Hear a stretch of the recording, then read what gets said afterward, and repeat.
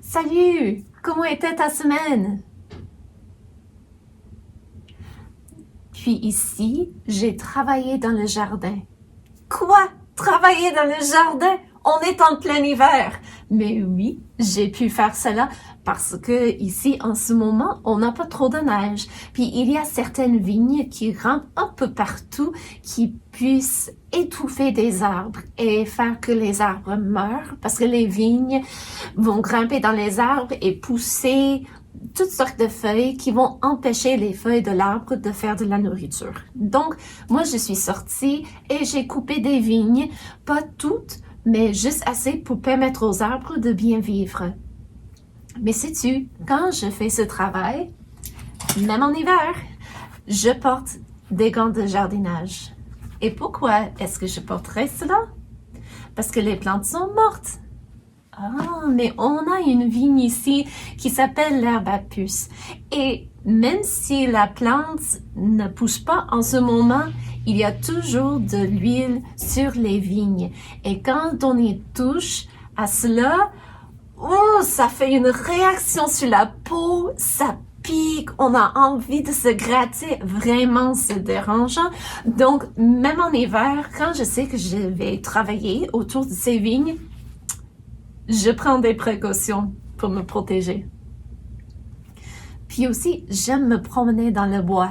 Est-ce que toi, tu aimes te promener peut-être dans un parc ou dans une petite forêt quelque part? Moi, j'aime beaucoup cela. Et je suis bénie de vivre tout près d'une forêt où je puisse me promener. Mais dans la forêt, il y a des animaux sauvages.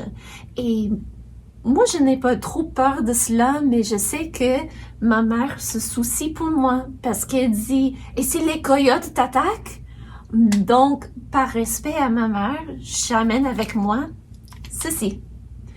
C'est un répulsif au poivre à cayenne. C'est fait pour être utilisé contre les ours, les loups, les coyotes, les animaux sauvages. Donc, si jamais on voit un animal qui a l'apparence de ne pas être correct, puis on essaie de s'éloigner tranquillement, mais l'animal continue à poursuivre la personne, on puisse tout simplement asperger cela pour se protéger. Donc, je ne le fais pas en ce moment, c'est très fort ça, et je ne veux pas le sentir, mais on utilise, donc, je prends des précautions pour me protéger, justement.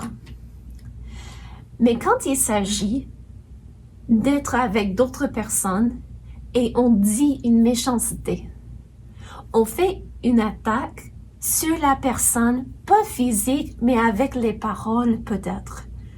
Comment est-ce qu'on puisse se protéger de telles attaques? Ou des choses qui veulent nuire à notre caractère, qui veulent nous détruire comme personne. Des méchancetés, peut-être qu'on se moque de nous. Comment est-ce qu'on puisse se protéger et se préparer pour cela? La Bible nous dit quoi faire. Donc, si tu as ta Bible, tu peux l'ouvrir avec moi et tourner au livre de 1 Pierre. Donc, 1 Pierre au chapitre 4. Et la Bible va nous dire comment nous puissions nous armer contre les attaques dans nos pensées.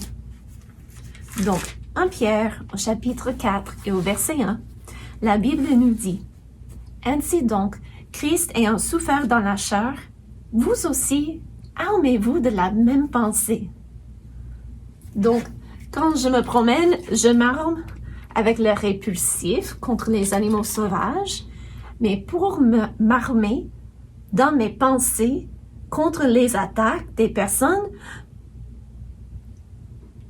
je dois m'armer de la même pensée. De quelle pensée? De la pensée de Christ, ayant souffert dans la chair.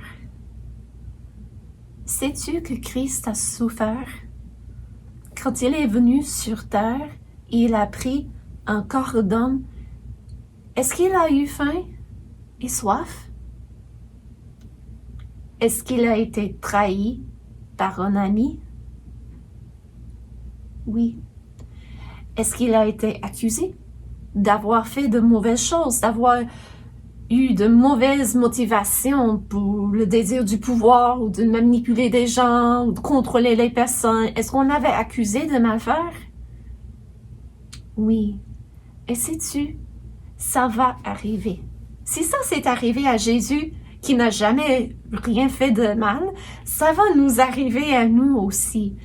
Puis, c'est triste quand ça arrive, on n'aime pas ça, mais on doit se rendre à l'évidence que nous sommes des êtres humains qui habitent sur une terre où la vie n'est pas parfaite parce qu'on est sous la malédiction du péché. Donc, nous devons nous préparer pour la souffrance. Nous devons armer nos pensées pour être prêts. Et comment est-ce qu'on s'arme contre les méchancetés des autres, les attaques de caractère et tout cela? En ayant la même pensée que Christ, qui a souffert dans la chair. Donc, c'est d'être prêt pour cela et de comprendre que tout le monde va souffrir d'une manière quelconque dans cette vie. On va avoir des personnes qui vont se moquer de nous. Parce qu'on est chrétien ou parce qu'on n'est pas chrétien, parce qu'on porte des lunettes ou parce qu'on ne porte pas des lunettes. Il y a des personnes qui vont juste trouver quelque chose pour se moquer de nous. Donc, nous devons nous rendre à l'évidence et juste accepter. Ça fait partie de la vie. On va faire des attaques sur nous, mentalement, émotionnellement, et au lieu de s'écrouler et dire et je comprends, parce que ce n'est pas facile quand on nous trahit ou quand on se moque de nous. Mais au lieu de juste vraiment perdre le contrôle de soi, nous devons, la Bible nous dit, nous devons nous préparer pour cela. Nous armer dans les pensées pour dire, Dieu m'a dit que ça va m'arriver. Donc, ça ne change rien.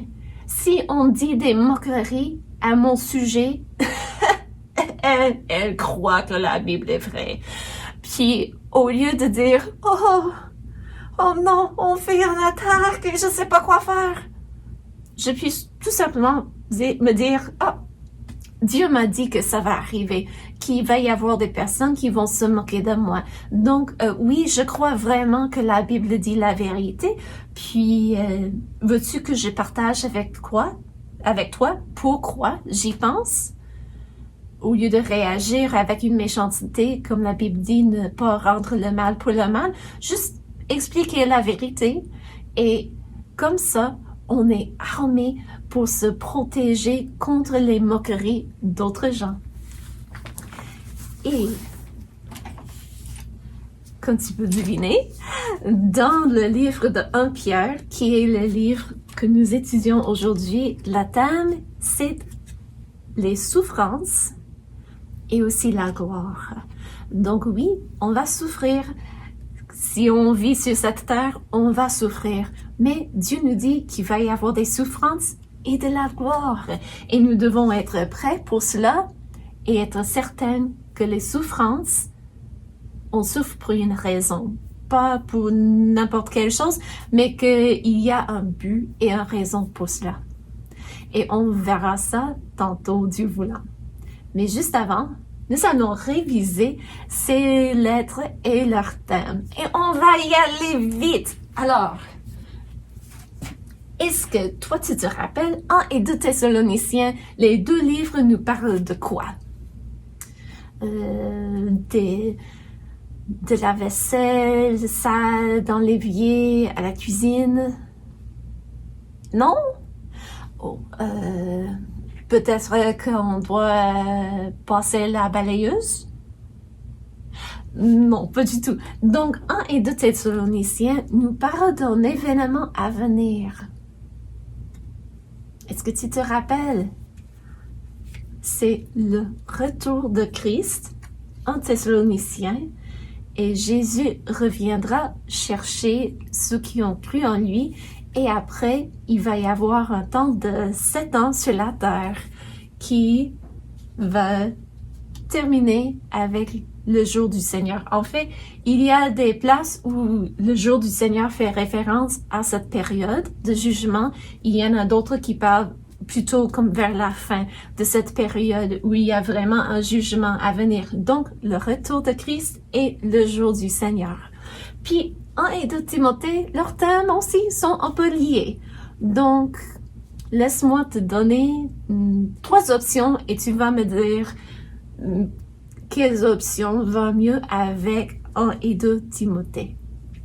Donc, il se peut que ça nous parle de Abraham dans l'Ancien Testament. Il se peut que ça nous parle de la conquête de Canaan. Ou il se peut que ça nous parle de l'Église. Ah, ça nous parle de l'Église, tu l'as eu? Donc oui, ça nous parle de l'Église. Donc surtout 2 Timothée nous parle de notre comportement dans l'Église. Et pour bien savoir comment se comporter, qu'est-ce qu'il faut savoir? Il faut connaître des mensonges? Non, il faut connaître la vérité. Donc, c'est le maintien de la vérité. Timothée devait maintenir la vérité qui allait l'aider à savoir comment se comporter dans l'Église, lui et les autres. Et bravo, il ne nous reste que 4. Donc, Tite a parlé de quoi? Est-ce que tu te rappelles? Moi, je trouve que le livre à Philémon est plus facile à me rappeler de la thème, donc on va passer à ça. Et le livre à Philémon nous parle du pardon. C'est l'esclave qui avait trouvé pardon et que devait être traité comme Paul lui-même. Puis, le livre aux Hébreux, est-ce que tu te rappelles? On fait la comparaison entre la loi que Dieu a donnée à Moïse et à l'accomplissement de la loi qui se trouve en Jésus-Christ. Donc, c'est le sacerdoce de Christ ou la supériorité de Christ parce que c'est lui qui a tout accompli. Puis Tite et Jacques, est-ce que toi, tu peux me dire, c'est quoi? Plus fort, c'est quoi? La vie chrétienne pratique. Hey, c'est bien, la vie chrétienne pratique de tous les jours, vraiment. Et ça veut dire que Tite nous parle de l'ordre dans l'Église. Donc, bravo, merci beaucoup de m'avoir aidé. Et j'espère que tu vas aimer chanter les chants que Noiro a choisis pour toi.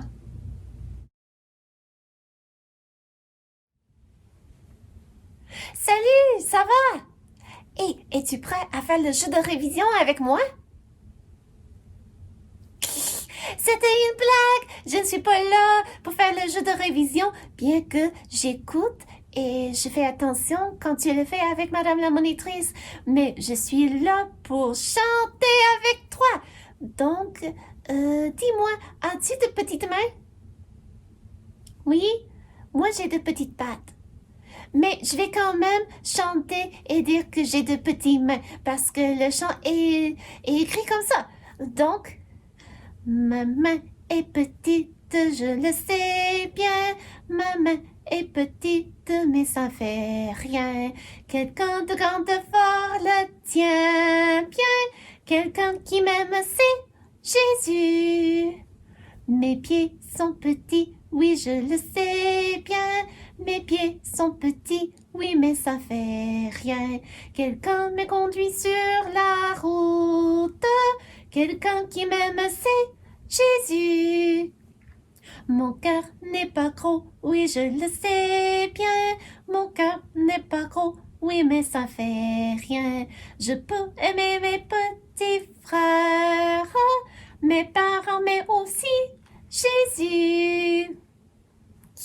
C'est bien de se rappeler que quand même, quand on est petit, on peut quand même faire des choses comme aimer les autres, servir les autres, demander l'aide auprès de Dieu. Il y a tellement de choses que toi tu peux faire et moi que je puisse faire. C'est merveilleux, n'est-ce pas? Puis, quand nous ne savons pas tout à fait quoi faire, nous pouvons demander à Dieu de nous tenir la main et de nous aider à faire des décisions et tout ça. Puis, j'aime les chansons qui me rappellent de cela.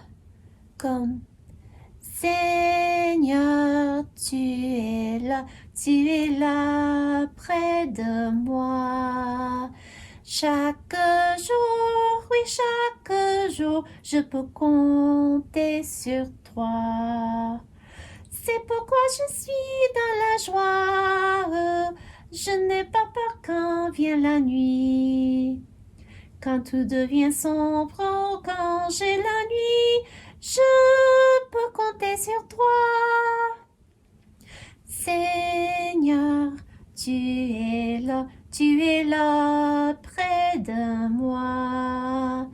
Chaque jour, oui, chaque jour, je peux compter sur toi. C'est pourquoi je suis dans la joie. Je n'ai pas peur quand tout va mal. Si je me sens faible, ça m'est égal. Je peux compter sur toi. Seigneur, tu es là près de moi. Chaque jour, oui, chaque jour, je peux compter sur toi. C'est pourquoi je suis dans la joie. Tu m'as promis d'être avec moi. Ta parole me le dit, je le crois. Je peux compter sur toi. Merci beaucoup. C'est réconfortant de penser que Jésus ne va jamais abandonner ceux qui ont fait confiance à lui. Et même quand on nous tente de faire le mal ou quand on fait une mauvaise décision, on puisse toujours demander pardon et avoir l'aide de Jésus pour nous aider à faire le bien et pour marcher droite, comme dit les chansons que j'ai préparées pour toi. Donc, comment est-ce que ça va? Les chansons, attends, je dois penser, réfléchir. Ah oui, marche, toi, ce sera ton bonheur. Que la vérité soit au fond de ton cœur. Toujours suis le droit chemin, le chemin de la vérité. Fidèle et joyeux, sans souci des moqueurs. Marche, toi, ce sera ton bonheur. Chasse le mépris, la violence et le mal. Envers ton prochain, sois fidèle et loyal. Toujours suis le droit chemin, le chemin de la vérité. Fidèle et joyeux, sans souci des moqueurs. Marche, toi, ce sera ton bonheur. Dieu peut te guider, te prendre par la main. Sache l'écouter aujourd'hui et demain. Toujours suis le droit chemin, le chemin de la vérité. Fidèle et joyeux, sans souci des moqueurs. Marche, toi, ce sera ton bonheur. Comme tu peux t'apercevoir, j'ai besoin de pratiquer les chansons parce que c'est un peu nouveau pour moi. Mais je peux le pratiquer en le chantant. Donc, je vais aller le pratiquer après la leçon d'école du dimanche parce que je dois prendre ma place pour bien écouter. Donc, merci d'avoir chanté avec moi. J'apprécie beaucoup. Et tu sais quoi? J'espère que tu passes une bonne semaine. Bye bye!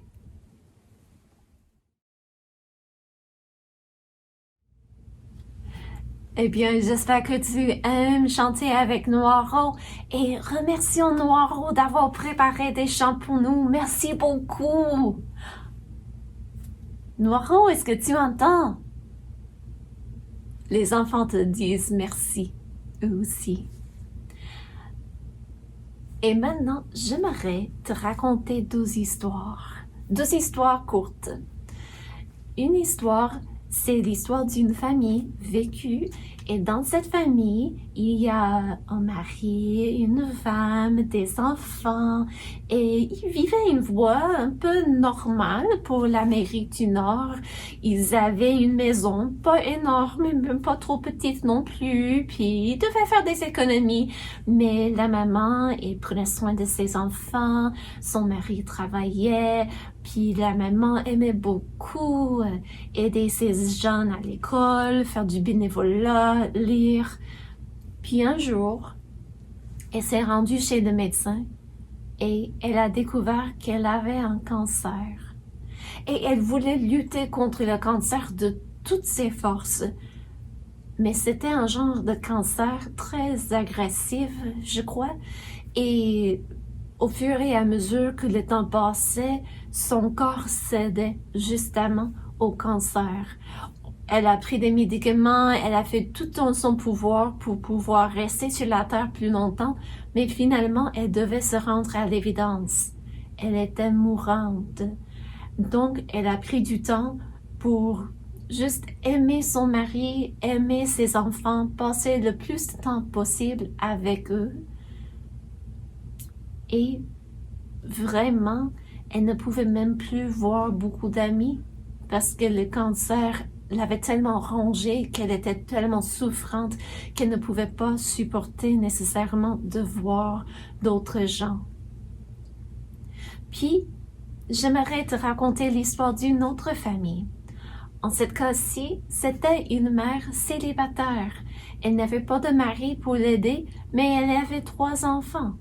Et elle travaillait dur, puis elle essayait de pourvoir à leurs besoins, d'acheter de la nourriture et tout ça. Ils vivaient en appartement, mais à un moment donné, quelque chose est arrivé, une dépense qu'elle n'avait pas prévue. Et parce qu'elle n'avait pas fait beaucoup d'économies, elle n'avait pas les moyens de payer pour cette dépense et aussi de payer le bail.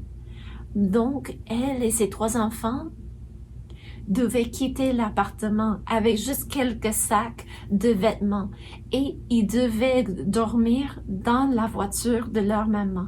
Donc, pense-y, 4 personnes dans une voiture qui essaient de dormir, puis pour se laver, ils devaient se rendre dans les épiceries, dans les lieux publics, en essayant d'attendre que personne ne soit dans les toilettes pour juste prendre un peu d'eau pour vite laver un petit peu ce qu'ils pouvaient.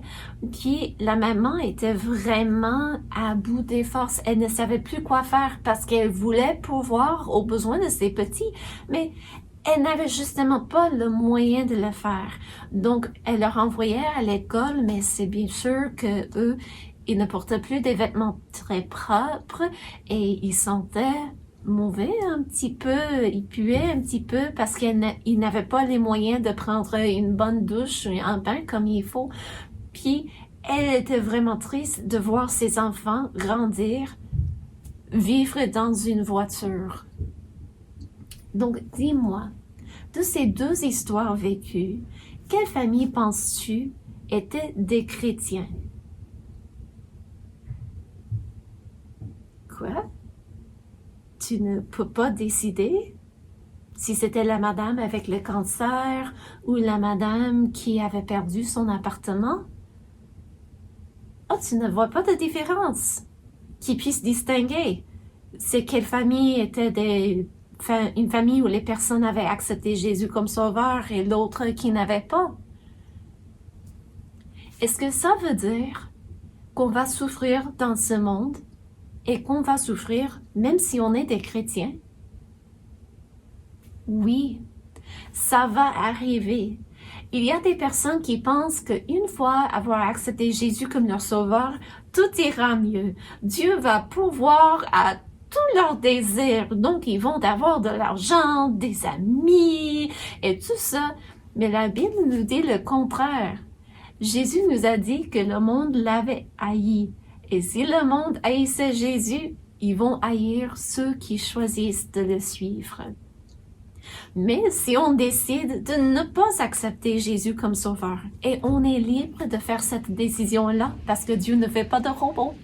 Donc, si on décide que non, il y a trop de souffrance pour les chrétiens, donc je ne veux pas qu'on se moque de moi, je ne veux pas devoir suivre Dieu, parce que je sais qu'il s'attend à ce qu'on fasse certaines choses et à ce qu'on ne fasse pas certaines choses, et je ne veux pas qu'on se moque de moi parce que je porte des vêtements différents ou parce que je ne fais pas comme les autres, sortir dans les bars et tout ça.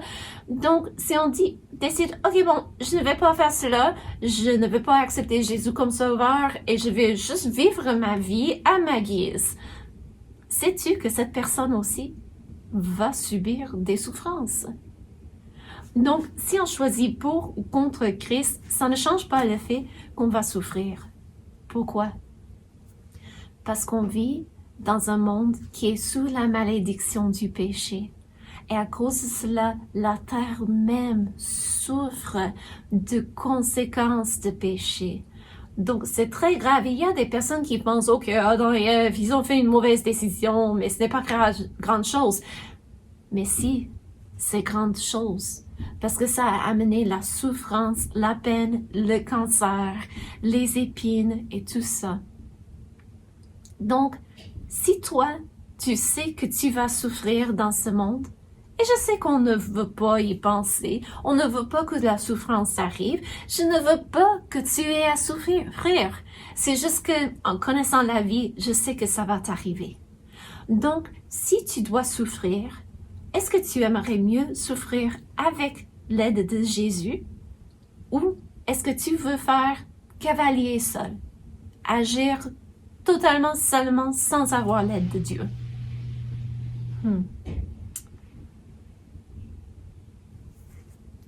Je pense que si c'était à moi de faire la décision, j'aimerais mieux avoir l'aide de Dieu pour m'aider à travers les souffrances dans la vie. Puis écoute bien ce que Dieu nous dit dans le livre de 1 Pierre. 1 Pierre au chapitre 4. Je trouve ma place.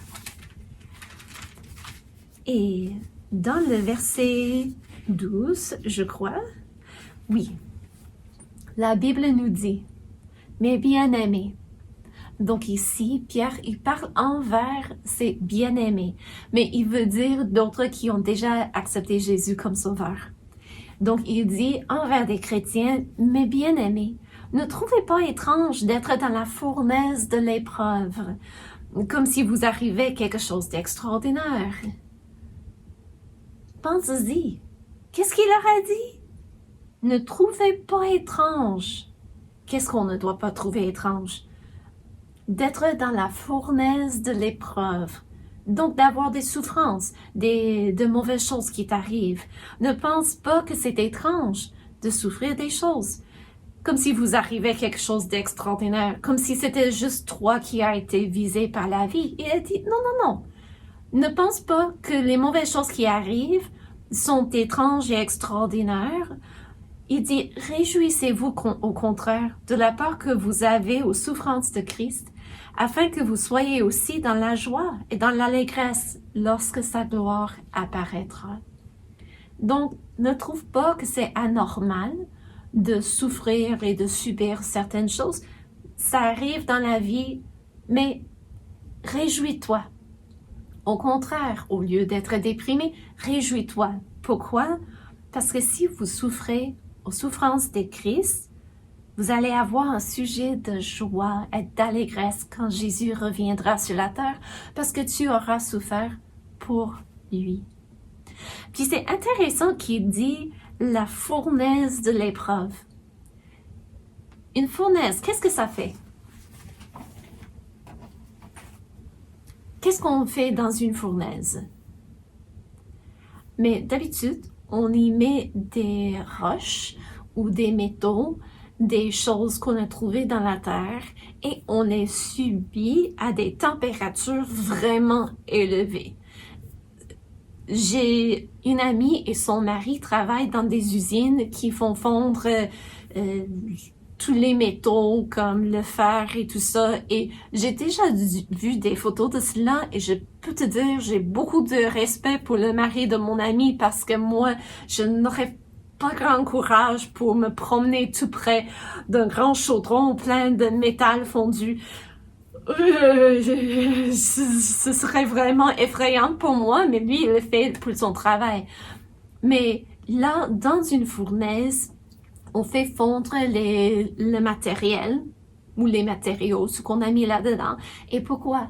Parce que certaines impuretés vont aller chercher le haut du chaudron et on puisse les enlever pour avoir un matériel pur. Donc, on va enlever peut-être qu'il y a plusieurs minéraux et on sait à quelle température un certain minéral va se séparer des autres. Donc, on puisse enlever les impuretés pour avoir un meilleur produit. Donc, quand on trouve de l'or, est-ce que tu penses que ça, c'est de l'or? Mais ça brille un peu comme s'il y avait de l'or, mais en fait, c'est de la pyrite, qui est aussi appelée l'or de fou parce que ça a l'air d'être de l'or. Moi, je n'ai pas une roche vraiment qui est de l'or là-dedans, mais on va faire semblant. Donc, si c'était vraiment de l'or, cette roche de pyrite, qu'est-ce qu'on ferait avec? Est-ce qu'on aurait pu juste comme taper avec un marteau pour faire un anneau ou des boucles d'oreilles ou peut-être un beau collier? Non? Je ne pourrais pas prendre le minerai et juste faire pour le travailler, pour avoir quelque chose de beau?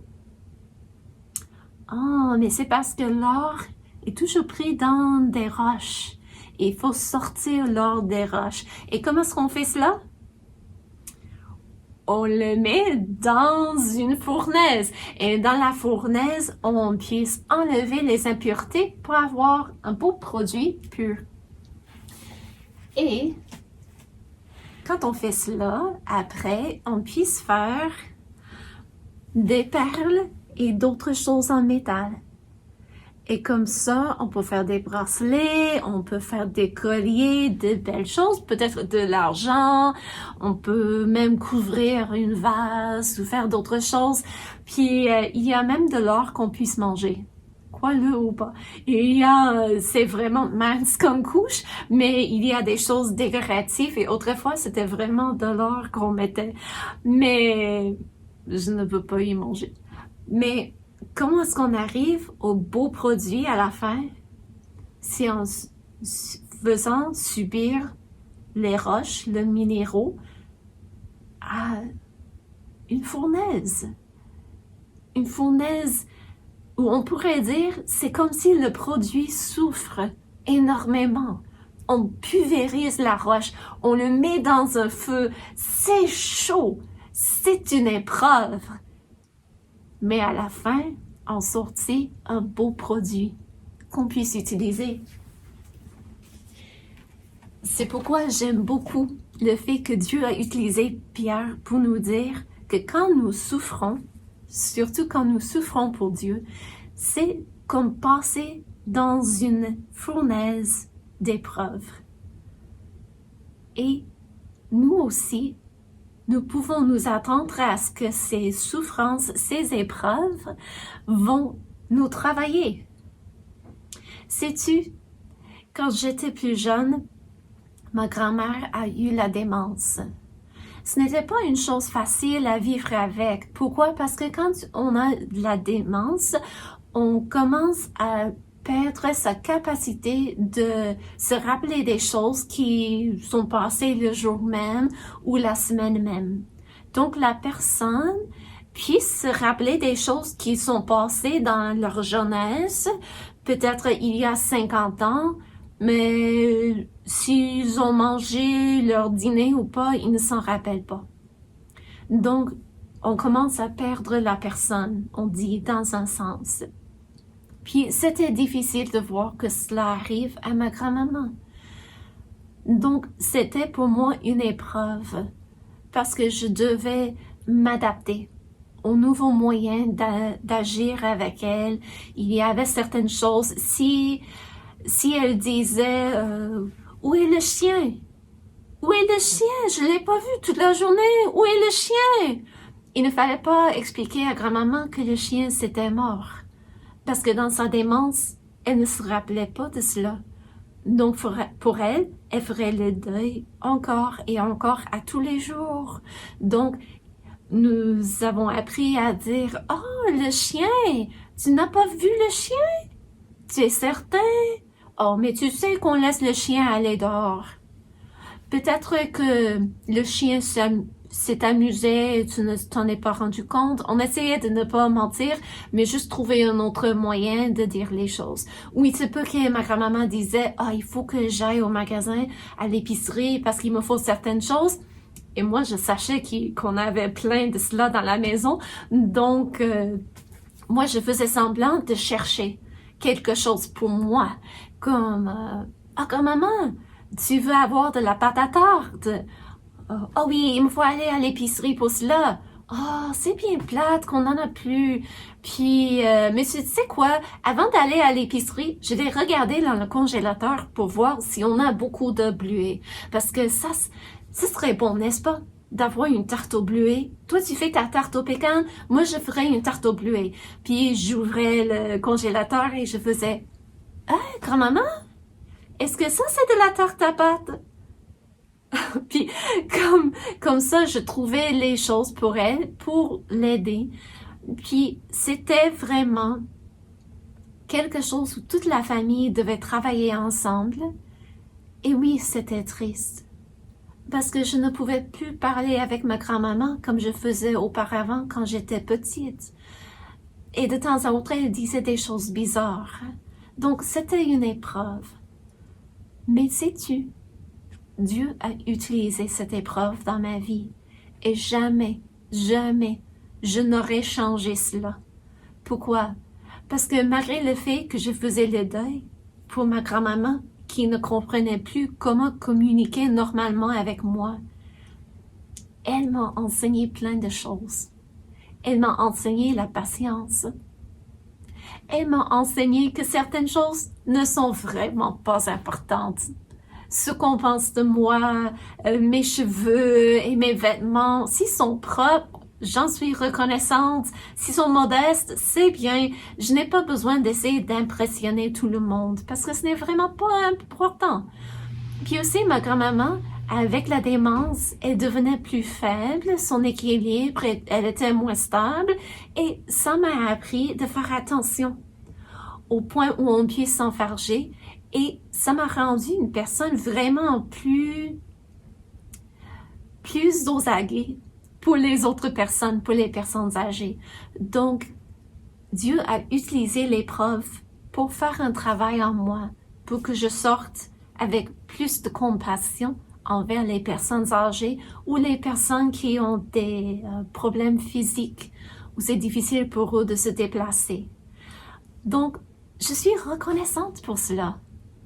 Et quand toi et moi, nous allons souffrir, passer à travers des épreuves dans la vie, nous pouvons être mécontents, réagir avec « pourquoi est-ce que ça m'arrive? » Ou on peut juste dire « Dieu, aide-moi à comprendre, si c'est possible, pourquoi tu fais cela? » Et fais que cette épreuve va me donner un sujet de joie et d'allégresse plus tard, quand je comprendrai pourquoi tu l'as utilisé dans ma vie. Donc, regarde avec moi. Au verset 14 du chapitre 4, Dieu utilise Pierre pour nous dire, si vous êtes outragés pour le nom de Christ, et ça peut arriver, vous êtes heureux. Heureux parce qu'on t'outrage, parce que tu aimes Dieu, tu aimes Jésus, on t'outrage et tu dois être heureux. Mais il dit oui, vous êtes heureux parce que l'Esprit de gloire, l'Esprit de Dieu repose sur vous. Et plus tard, au verset 19, il dit ainsi, ceux qui souffrent selon la volonté de Dieu remettent leur âme au fidèle Créateur en faisant ce qui est bien.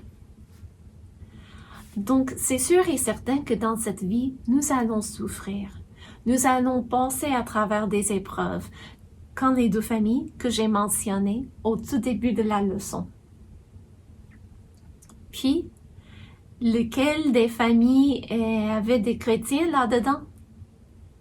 Je ne te dis pas. Pourquoi?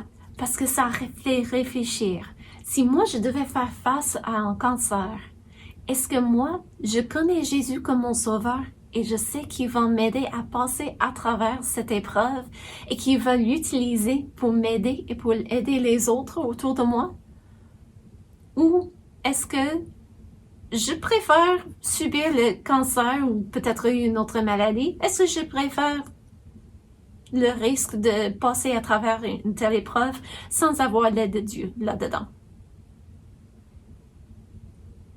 Moi, je veux me trouver du côté de Jésus. Je veux avoir son aide quand je passe à travers ce qui va m'arriver dans cette vie parce que je ne peux pas éviter d'avoir des épreuves et des souffrances.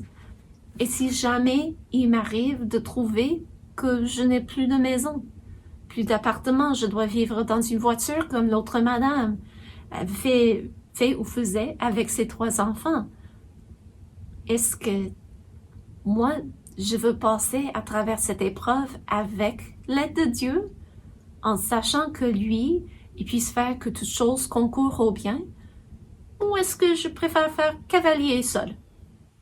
Juste agir avec mes propres moyens et ne pas avoir l'aide de Dieu là-dedans. Je pense que tout le monde dirait « J'aimerais mieux avoir l'aide de Dieu ». Donc, j'aimerais t'encourager.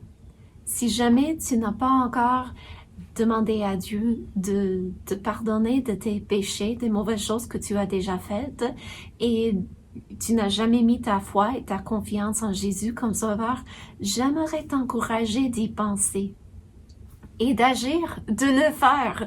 Pourquoi? C'est un choix libre. Tu ne dois pas le faire pour plaire à moi, à maman, au papa, à qui que ce soit.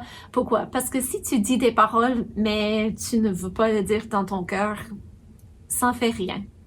Tu as gaspillé ta haleine, ça ne change rien. Mais par contre, c'est une décision tellement importante que je veux que tu le fasses, mais pas pour essayer de me plaire ou d'essayer de plaire aux autres, mais parce que je veux que tu sois en règle avec Dieu, pour que tu puisses savoir que tu t'es rangé du côté de Jésus. Et peut-être que toi, tu as déjà pris la décision. Donc, tu sais que selon la Bible, Dieu dit que toi, tu es un chrétien. Pas parce que ta famille se dit chrétien, pas parce que ton pays se dit chrétien, mais parce que toi, tu as mis ta confiance personnelle en Jésus. Et si c'est le cas, j'aimerais t'encourager quand tu vas souffrir pour une raison quelconque. Rappelle-toi que Dieu est là pour t'aider, que tu puisses aller le voir et lui dire que tu n'aimes pas certaines choses, mais que tu veux avoir de la joie et de l'allégresse, tu veux agir comme Jésus et t'armer de la même pensée et faire confiance à Dieu, ton Créateur, qui a promis qu'il ne t'abandonnerait jamais. C'est vraiment réconfortant pour moi de penser à cela quand je passe à travers des épreuves, de savoir que Jésus est là pour me guider par son esprit et qu'il a promis de ne jamais abandonner ceux qui ont mis leur confiance en lui. Et aussi, ça peut aider de lire des histoires vécues d'autres personnes qui ont subi des souffrances bien plus grandes que nous, comme des personnes malades, peut-être des personnes qui sont paralysées, comme une madame qui s'appelle Joni Eareckson Tada.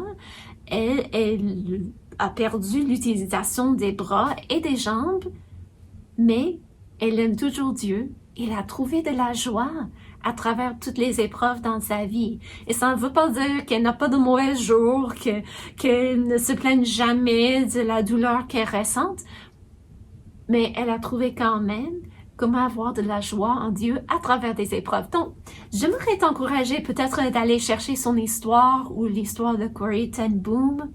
Il y a plein d'autres personnes, Darlene Deibler-Rose. Moi, je connais plutôt les histoires des femmes parce que je suis une femme, mais je pense que si tu cherches, tu vas trouver aussi des histoires des hommes Je sais que les grands gens ont un livre où un jeune homme aveugle a appris à aimer Jésus comme son sauveur et a réussi à passer à travers des épreuves dans sa vie. Donc, ce serait intéressant de lire cela, mais trouver toujours son courage et sa confiance en ce que dit la Bible, puis d'aller chercher les histoires d'autres qui ont déjà mis leur confiance en ce que dit la Bible. En tout cas, c'est un peu comme des devoirs pour la semaine de rechercher des histoires comme ça, si tu veux. Et Dieu voulant, à la prochaine. Au revoir.